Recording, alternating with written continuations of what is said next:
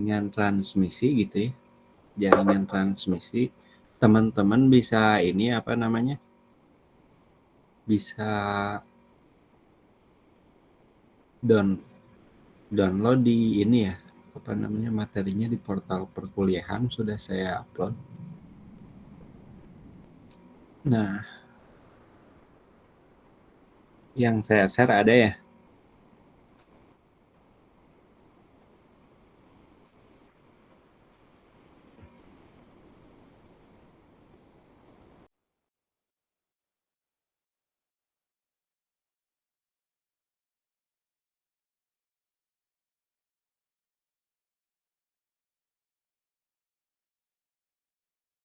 Yang saya share ada kan ya? Terlihat Kang, terlihat. Ada Pak. Ada Pak. Ada Pak.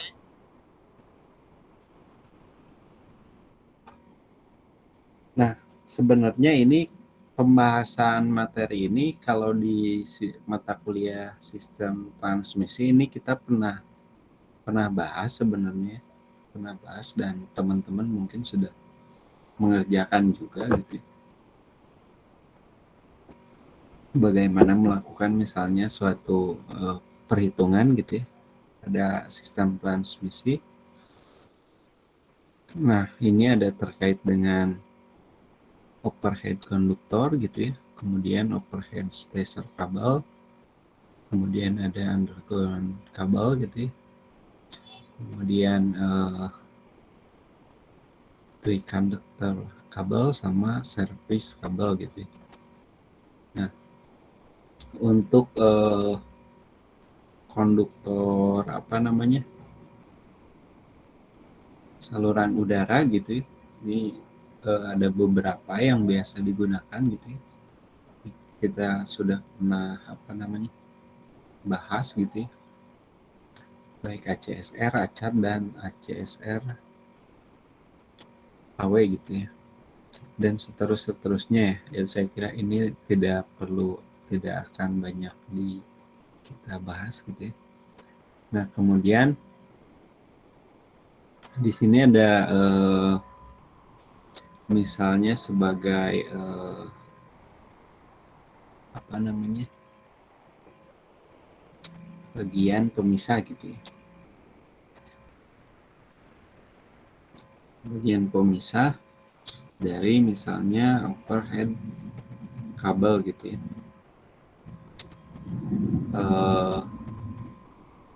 Misalnya jika ada konduktor gitu ya, yang memang berdekatan gitu ya, khususnya misalnya ini dalam hal 3 fasa gitu ya, dengan misalnya ada sistem 3 fasa yang memang overhead kabel tapi dia masih menggunakan isolasi apa namanya, masih menggunakan bahan material isolasi gitu ya. Contohnya misalnya yang ada di gambar ini,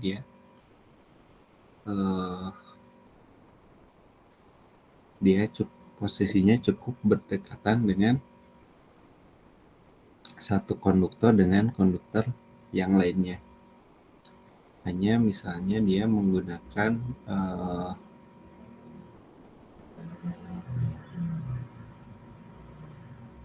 apa namanya, pemisahnya itu adalah plastik saja gitu ya, plastik saja. Nah, makanya di sini ada, kalau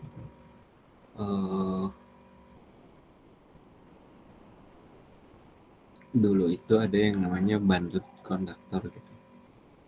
Jadi sebagai pemisah antara satu kawat gitu ya, kalau di transmisi itu dengan kawat yang lainnya jika misalnya menggunakan bagian banded konduktor. Nah, kemudian kabelnya ini ada beberapa gitu ya. Ini biasanya digunakan, ada yang kalau yang menggunakan apa namanya,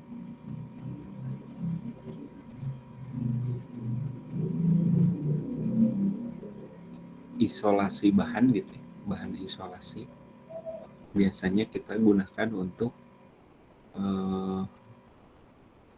sistem transmisi bawah tanah gitu ya, sistem transmisi bawah tanah. Nah, terus di sini ada yang kabel yang single pengantarnya satu gitu ya, satu kawat, dengan misalnya isolasinya adalah bahan XLP gitu ya, bahan XLP. Terus kemudian ada beberapa bagian gitu ya, di situ ada konduktor pasanya, kemudian isolasi SLPI, kemudian konsentris untuk groundingnya gitu ya. Kemudian ada pelindung dalam dengan menggunakan PVC gitu ya. Dan kemudian ada menggunakan aluminium gitu ya, apa namanya, pelindung aluminium. Kemudian di luarnya gitu ya, bagian yang paling luarnya itu PVC gitu, bagian PVC. Nah, yang ini pun sama sebenarnya. Kalau yang multi conduct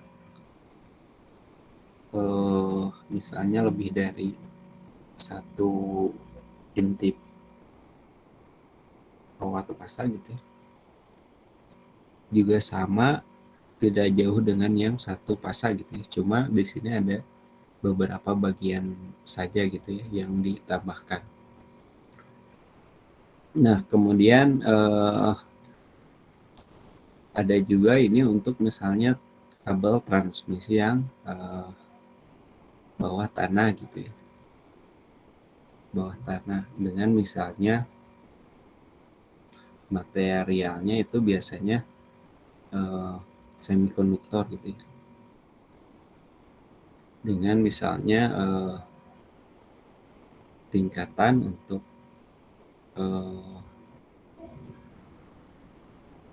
grade pada medan elektriknya gitu ya, itu dia pasti di setting gitu ya, di setting sesuai dengan kebutuhan pada transmisi bawah tanah. Nah, kemudian untuk transmisi bawah tanah ini pasti dia menggunakan pelindung plastik gitu ya sebagai isolasinya. Kemudian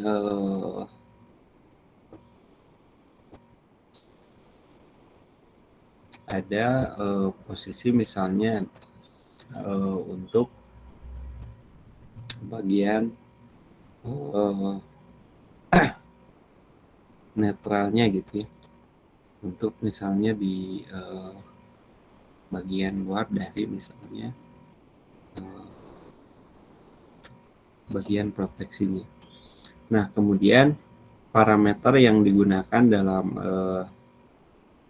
sistem transmisi gitu ya, kita pernah bahas misalnya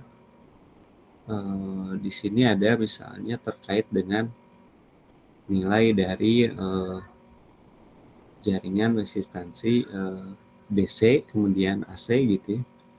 Kemudian kalau yang AC di situ ada bagian skin effect-nya pada misalnya frekuensi 60 Hz. Nah, kemudian nilai dari DC resistansi itu terkait dengan misalnya nilai konduktor resistivitas konduktor gitu ya. Kemudian panjang dari konduktor tersebut, kemudian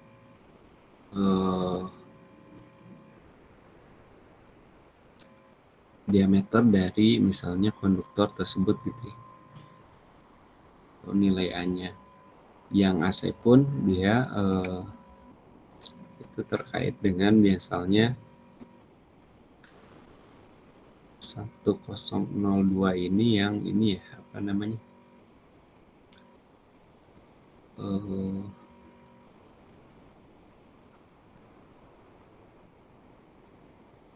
dikalikan dengan, ada yang masih ingat nggak?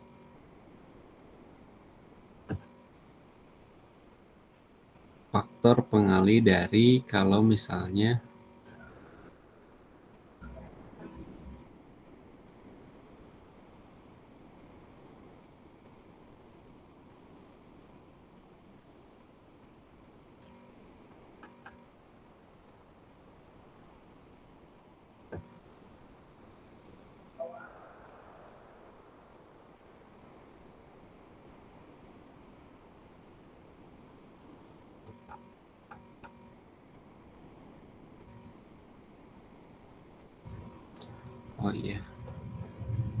faktor pengali misalnya untuk konduktor yang lebih dari 2 lapis gitu ya, di 1,025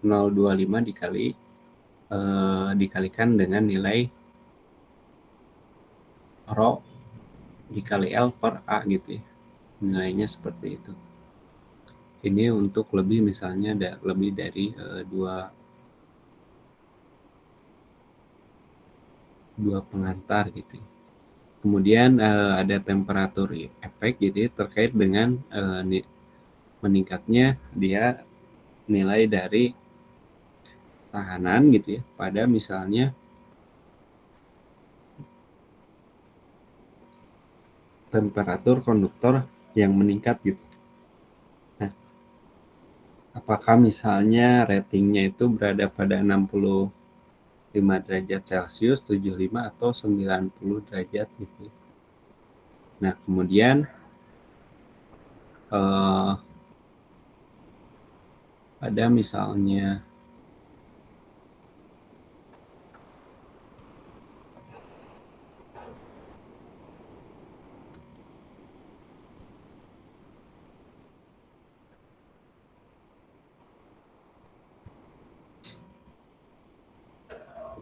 temperatur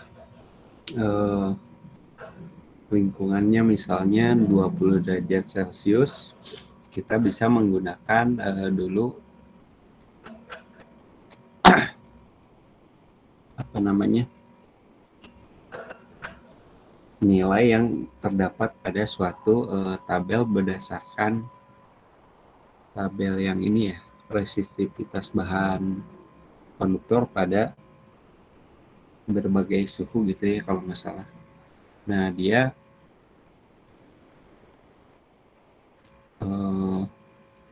kalau yang 20 derajat Celcius itu standar gitu ya.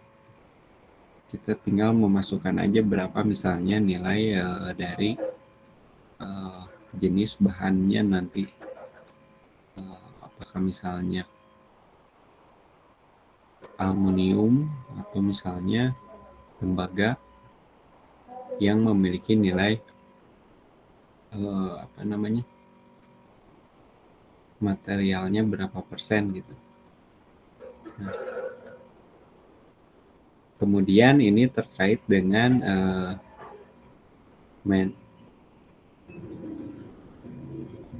medan magnet dan induktansi gitu ya. Medan magnetik dan induktansi pada suatu pengantar gitu ya. Medan magnet pada suatu pengantar kita menggunakan hukum ampere gitu ya. Hukum ampere untuk misalnya mengetahui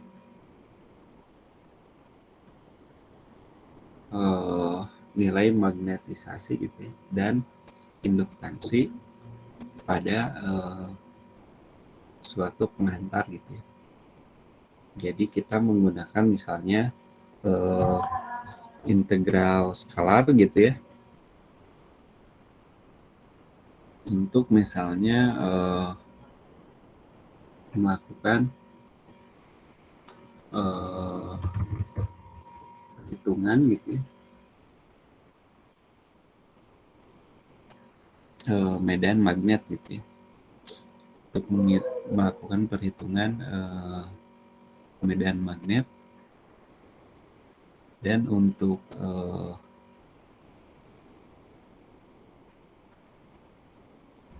flux medan gitu ya, flux medan itu kita bisa menggunakan misalnya nilai dari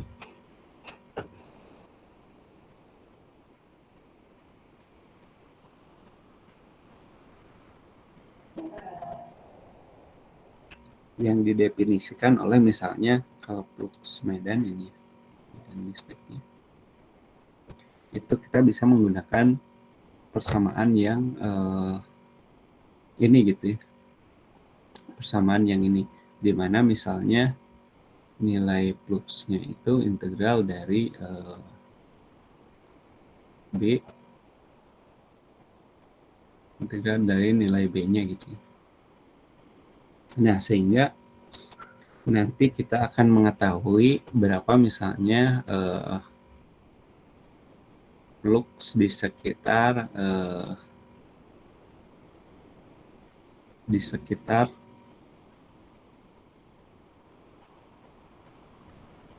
penghantar yang dilalui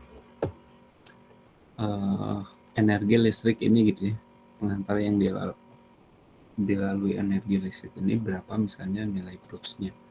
Nah, fluxnya itu dia nanti berhubungan juga dengan misalnya nilai induktansinya gitu ya, nilai induktansinya gitu ya, nilai induktansi dari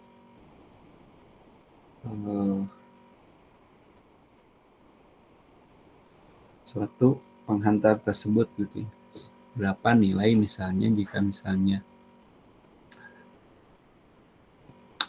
nilai fluxnya kita ketahui,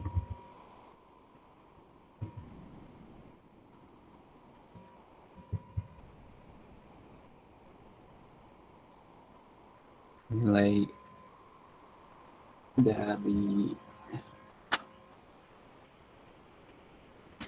kalian fluxnya kita sudah ketahui, kemudian nanti kita bisa melakukan perhitungan pada nilai induktansinya gitu ya, nilai L-nya. Nah, nilai L-nya itu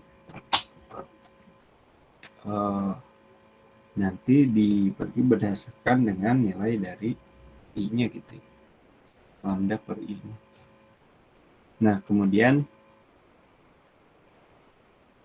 ada yang induktansi satu fasa gitu ya, konduktor satu fasa. Kemudian untuk induksi satu fasa ini terkait dengan misalnya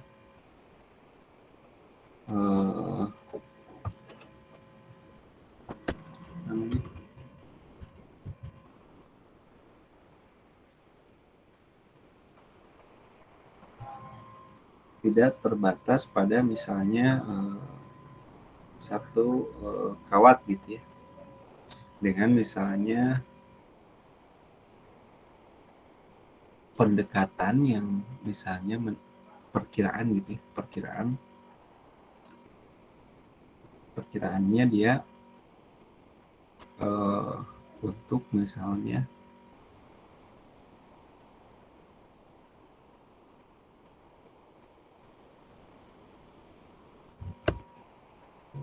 wire itu apa maksudnya?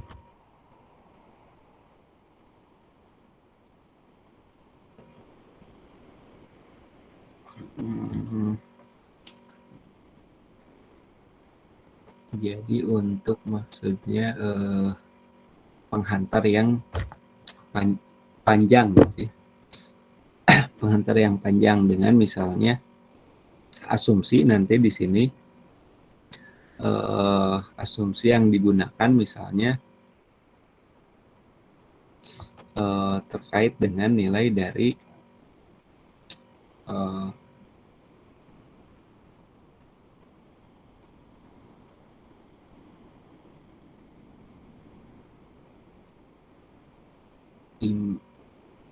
gambaran dari misalnya gambaran dari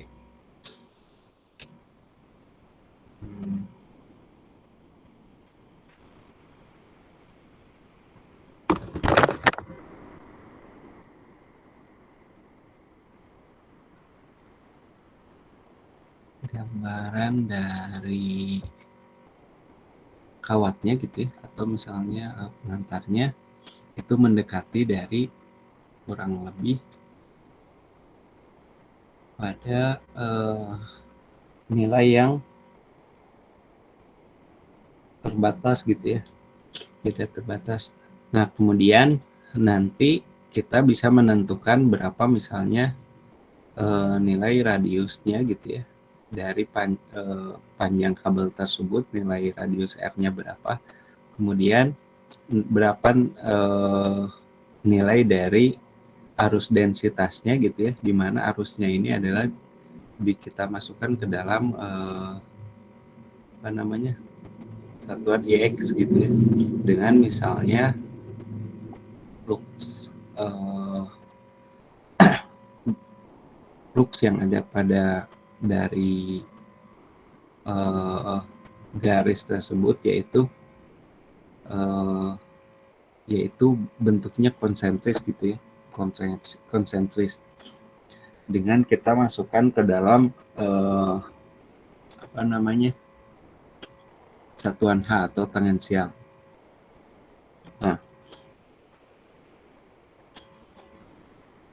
Nah kemudian ini misalnya kita masukkan persamaan umumnya gitu ya, dari misalnya nilai induktansi gitu ya, di mana H sama dengan 1 IX gitu ya, per 2PX. Nah, sehingga nanti kita, jika misalnya kita ingin mengetahui berapa misalnya nilai dari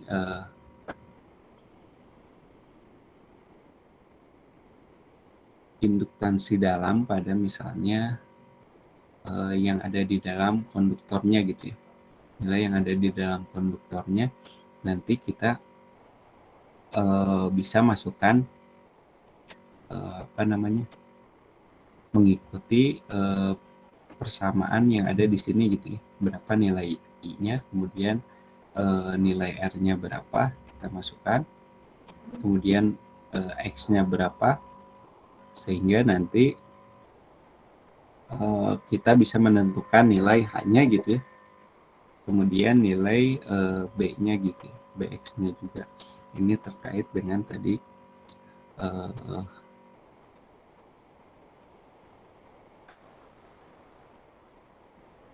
nilai konsentrisnya gitu, nilai konsentris dari konduktor tersebut.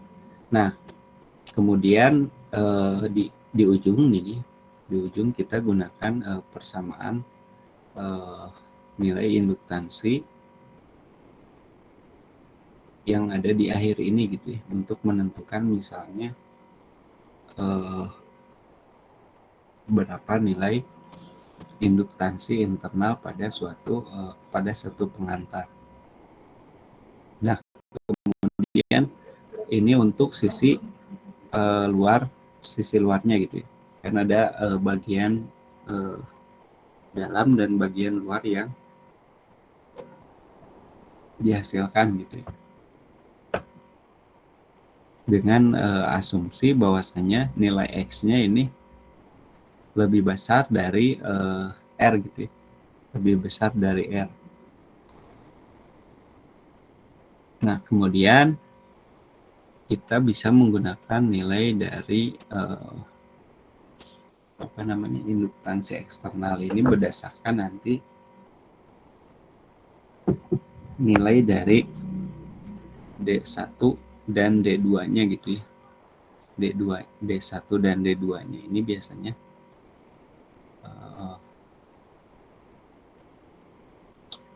kalau nggak salah dia gini kan gitu, misalnya diameternya kemudian ini titik pusatnya, ini yang nilai D-nya, D1, kemudian nilai D2-nya kalau nggak salah gini, D2. Nah, ini untuk yang dari misalnya titik inti ke bagian apa namanya, bagian satu konduktor gitu ya, ada nilai jarak tertentu, kemudian ini pada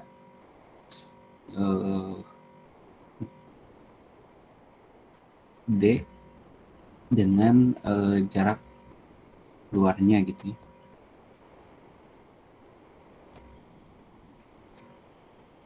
Nah, kemudian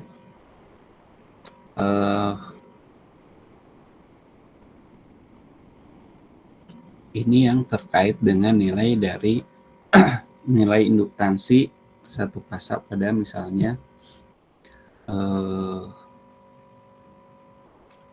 dua penghantar gitu ya, dua penghantar. Di sini ada R1, kemudian R2, kemudian di sini ada jarak dari satu bagian ke bagian yang lain. Oh, berarti bukan yang ini ya, bukan yang D ini. Nah, kemudian untuk mengetahui misalnya berapa nilai induktansinya,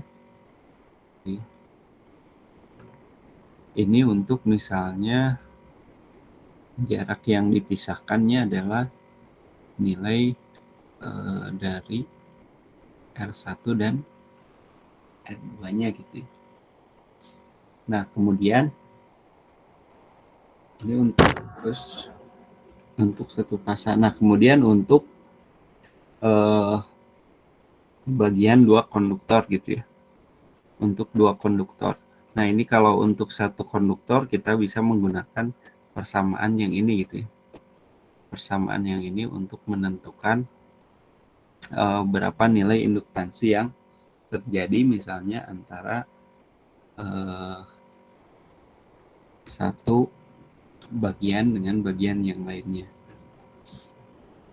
Nah, kemudian untuk yang dua konduktor gitu ya, bagian dua konduktor, kita sebenarnya tinggal memasukkan gitu ya, nilai yang ini gitu ya, nilai yang sudah ada, L misalnya L2 kali 10-7 gitu ya, pangkat 10-7, ln berapa gitu ya. Kalau di sini ditentukan ln RE minus 1/4 gitu ya, dan seterusnya. Nah, kalau ini berarti kita bisa melakukan berdasarkan 2 dikali 2 kali nilai yang ada gitu ya untuk konduktor tersebut. Nah, kemudian kita bisa menentukan berapa nilai dari total induktansi yang dihasilkan gitu ya, induktansi total yang dihasilkan. Nah, maka kita bisa tentukan berapa misalnya nilai dari lambda I-nya gitu ya. Lambda I-nya. Nah, kemudian ini untuk bagian yang simetris gitu ya. Bagian yang dia dengan jarak yang simetris gitu ya, antara misalnya satu kawat penghantar dengan satu kawat penghantar yang lainnya. Nah, kita kalau misalnya nilainya simetris gitu ya, nilai jaraknya simetris, maka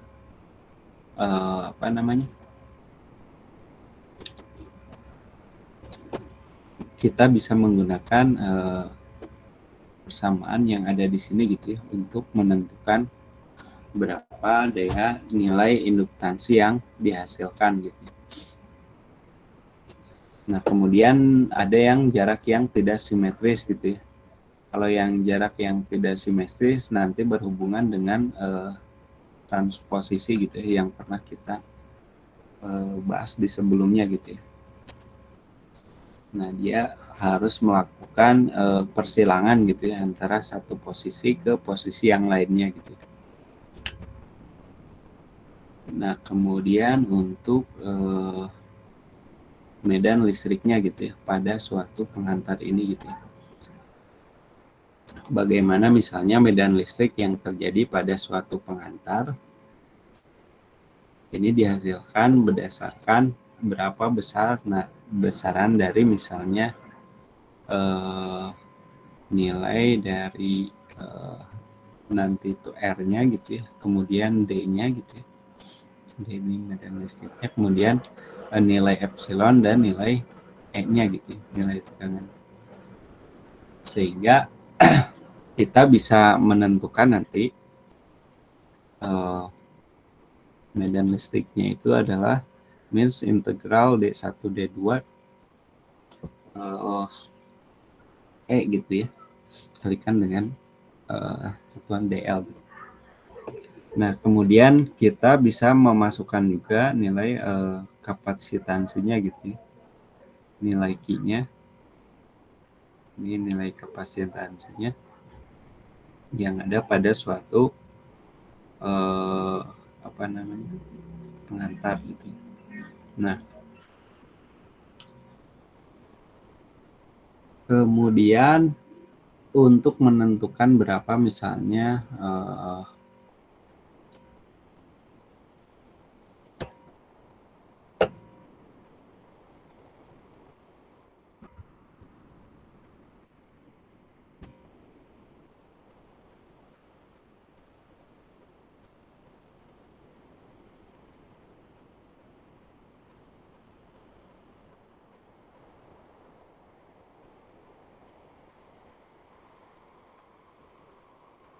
berapa nilai dari suatu pengantar misalnya dengan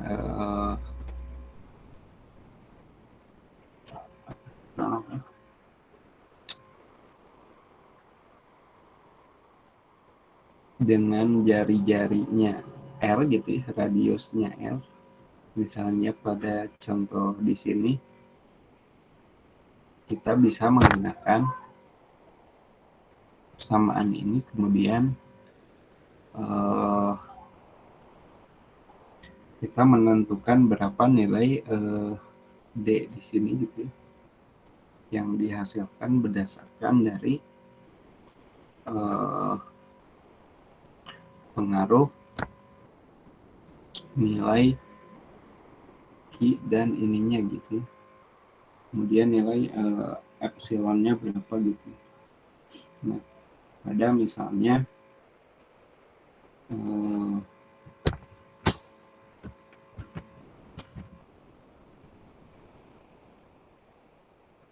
kabel pengantar tersebut gitu.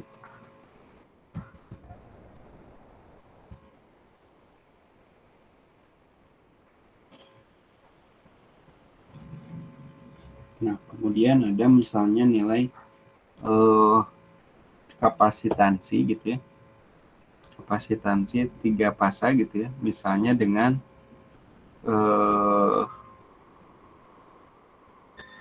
sambungan bintang seperti ini gitu ya. Nah, kemudian kita bisa karena kita posisinya itu misalnya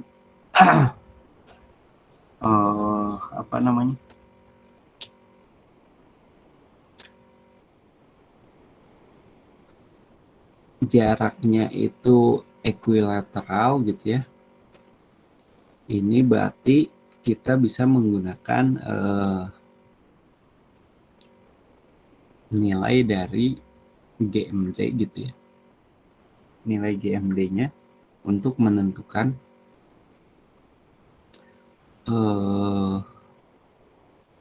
nilai dari kapasitansi pada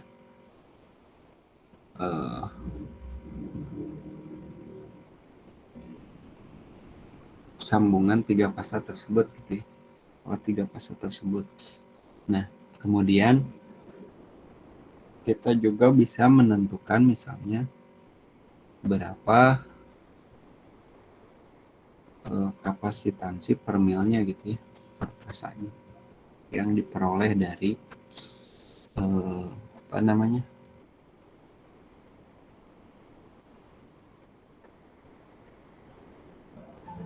equilateral spacing ini.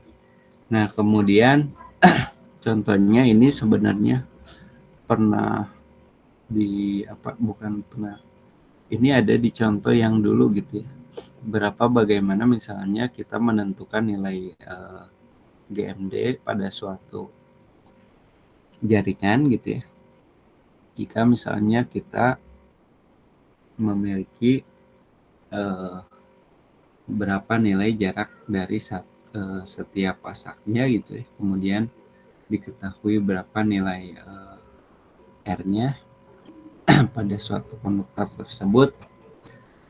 Kemudian diameternya kita ketahui, GMR-nya kita ketahui, maka dia berapa nilai resistansi, kemudian nilai induktansinya, induktif reaktansinya, dan nilai kapasitansi yang diperoleh gitu ya. Dengan misalnya menggunakan persamaan sebelumnya gitu. Persamaan ini kita peroleh nilai Z-nya sekian gitu ya, nilai L-nya sekian, dan nilai C-nya sekian, dan nilai X-nya sekian. Nah, kemudian ini untuk konduktor bonding gitu ya. Ini kalau tadi GMD, kalau yang menggunakan konduktor bonding, kita bisa menentukan nanti nilai GMR-nya gitu ya.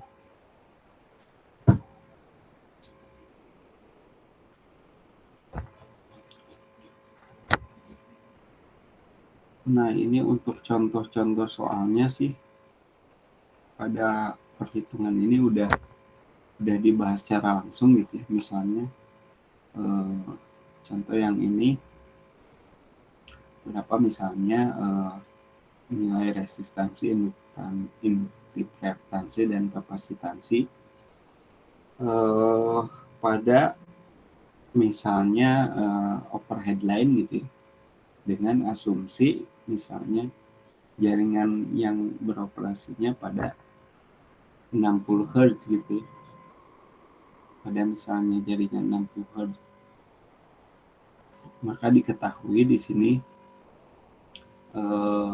nilai dari GMD-nya kita tentukan terlebih dahulu gitu ya, kemudian nilai F-nya, terus nilai GMR-nya kita cari dulu berapa. Nah, kemudian nilai Z-nya gitu ya, kemudian nilai R, C, dan X-nya kita tentukan. Nah, kemudian kita juga bisa melakukan modeling gitu ya, pemodelan pada sistem jaringan transmisi gitu ya. Nah, ini berdasarkan apa gitu ya pemodelannya? Apakah misalnya parameternya itu terkait dengan tegangan gitu ya, tegangan pada pasak netral, atau misalnya arus misalnya pada satu fasa gitu ya.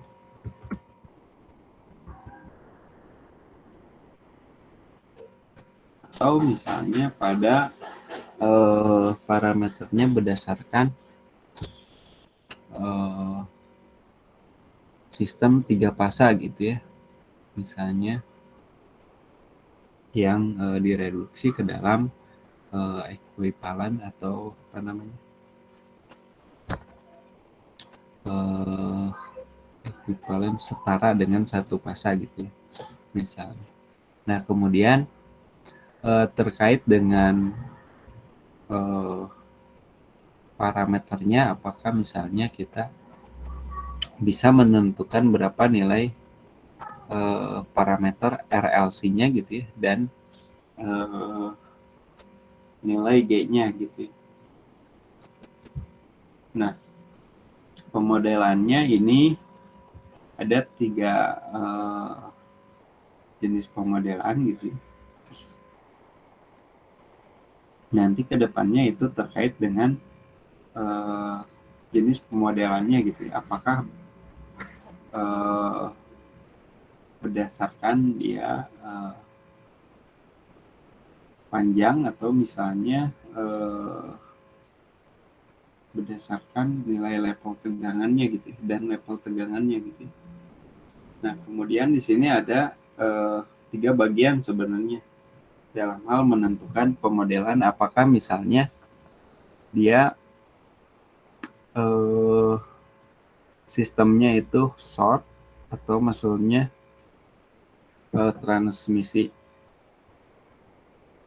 pemodelan transmisi jarak pendek, kemudian jarak menengah, dan jarak jauh gitu ya. Pemodelannya dibagi ke dalam 3 bagian itu gitu. Makanya nanti teman-teman di bawah ini ada, ke bawahnya ada beberapa bagian, yaitu terkait dengan misalnya pemodelan transmisi yang jarak pendek, jarak menengah, dan jarak panjang.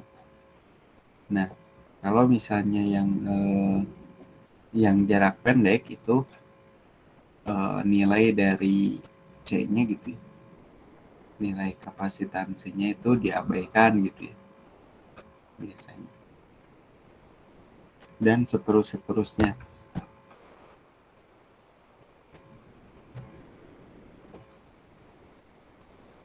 Nah, paling itu sih terkait materi yang ini, materi di minggu ini, yang untuk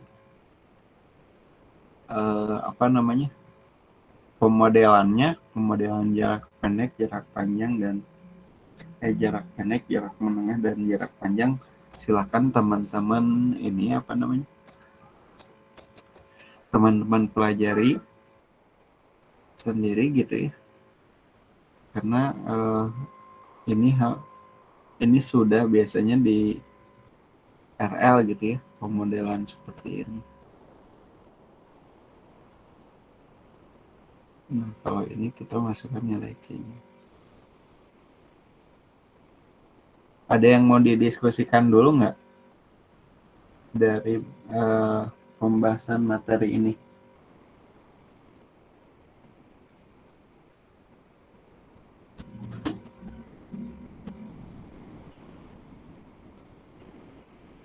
Ada yang mau didiskusikan atau ditanyakan? Agung, Joseph? Dari saya belum ada, Pak.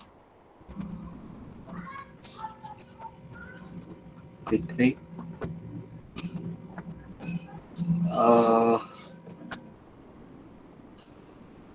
Ini kan sebenarnya hampir sama seperti yang sistem transmisi ya. Iya, Pak. Maksudnya pembahasannya nggak beda jauh dari sana gitu. Dia pertama menentukan nilai induktansi gitu ya. Nilai induktansi per fasa atau satu fasa, berapa misalnya nilai induktansi yang dihasilkan antara misalnya dua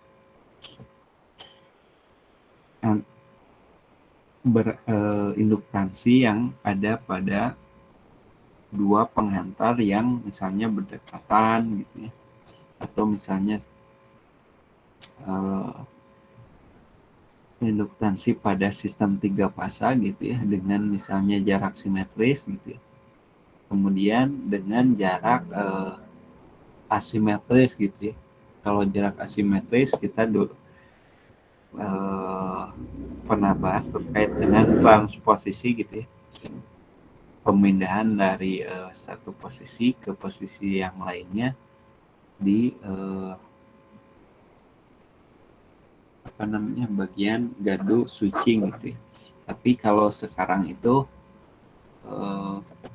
kebanyakan kalau yang sistemnya sudah modern sekarang gitu ya, itu bukan di bagian gadu switching gitu ya, tapi langsung di pusat gadu induknya gitu yang di sweepkan. Nah itu kemudian misalnya apa lagi ya?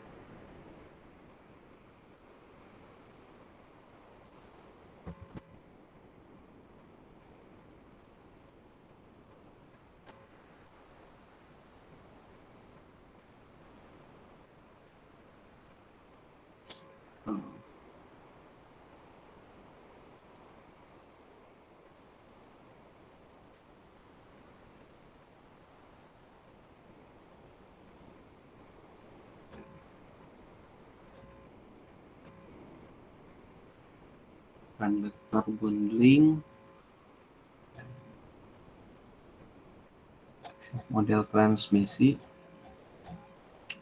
Udah sih itu aja sih kalau dari saya untuk pertemuan minggu ini. Kemudian nanti teman-teman tinggal mempelajari misalnya bagaimana yang ini nih.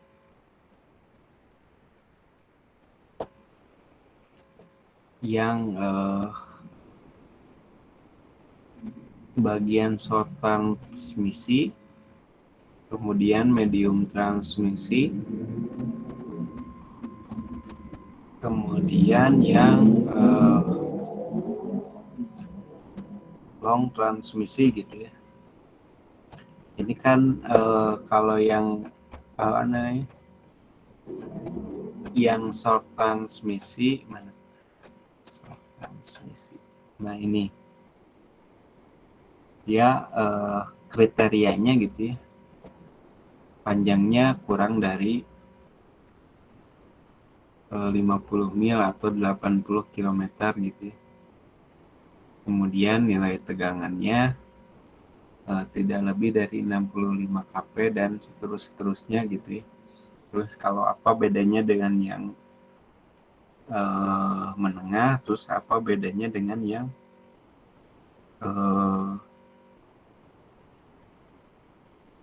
jauh gitu ya, jarak jauh.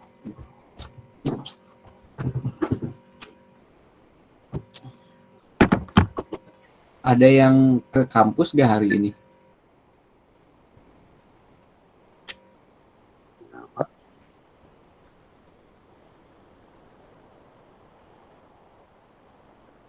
Kenapa, Pak?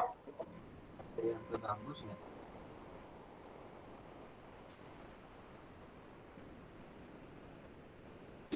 Kalau ada yang ke kampus, ketemu Bu Siska nggak?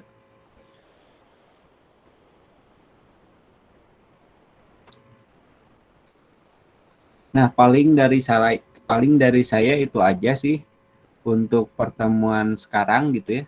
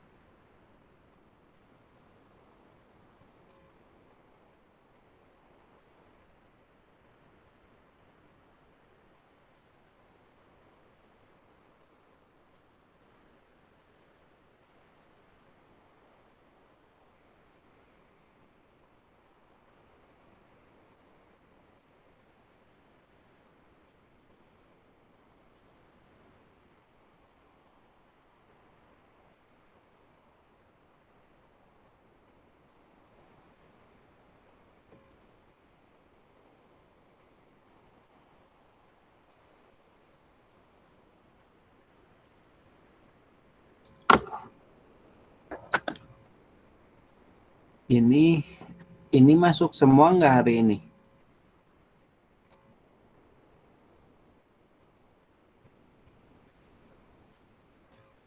Karena ini gabung sama yang ini ya.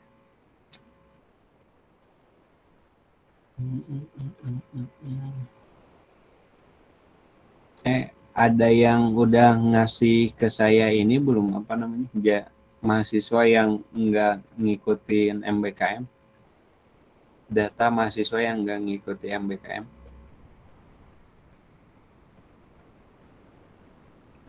Belum ada yang ngasih, Pak. Hah? Belum ada yang ngasih ya?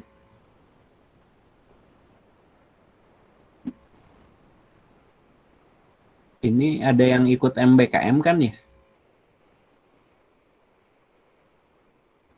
Iya, pada beberapa, Pak. Oh, jadi Yusuf bin Marsu ini MBKM nggak?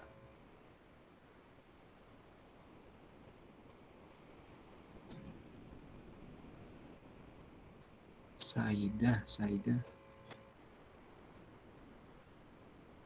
Saya nggak tahu nih. Jadi bingung ya ini. Nggak absen. Nah, paling itu aja sih. Terus kemudian sama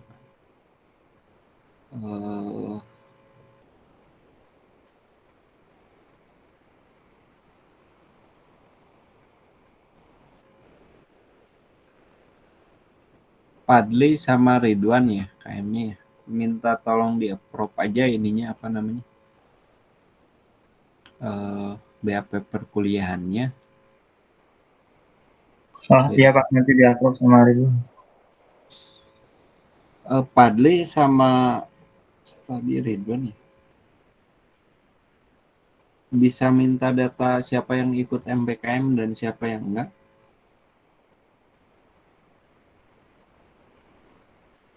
Padli bisa ngasih nggak? Atau teman-temannya yang lain bisa ngasih data MBKM ke saya, supaya ini ya, supaya apa namanya, ini yang masuk kan 20, yang apa namanya,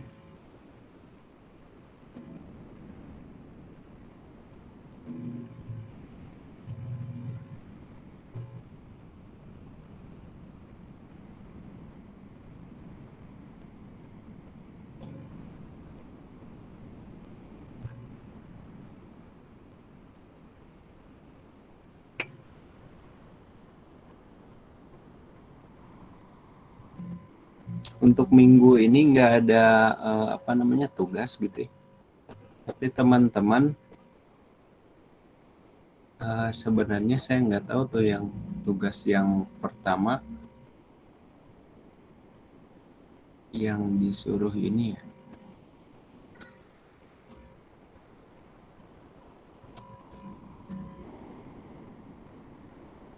mengerjakan jawaban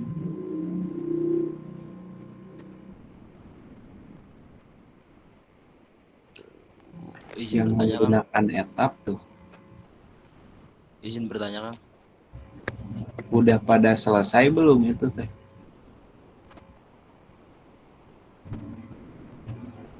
Yang disuruh pakai etap.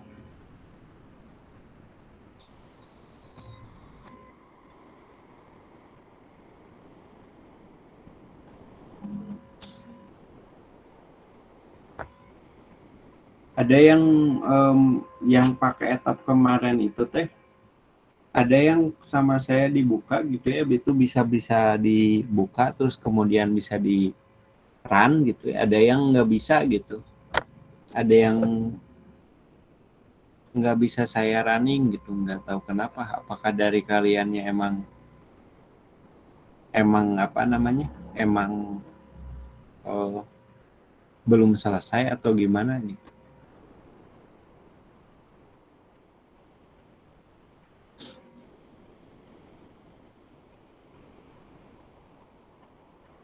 kalau yang siapa kemarin saya coba punya Laras ya, itu jalan normal, terus yang lainnya itu nggak bisa. Sebagian ada yang bisa, ada yang enggak. Yang ngirim file etap harusnya mah kan normal aja gitu ya, bisa dipakai.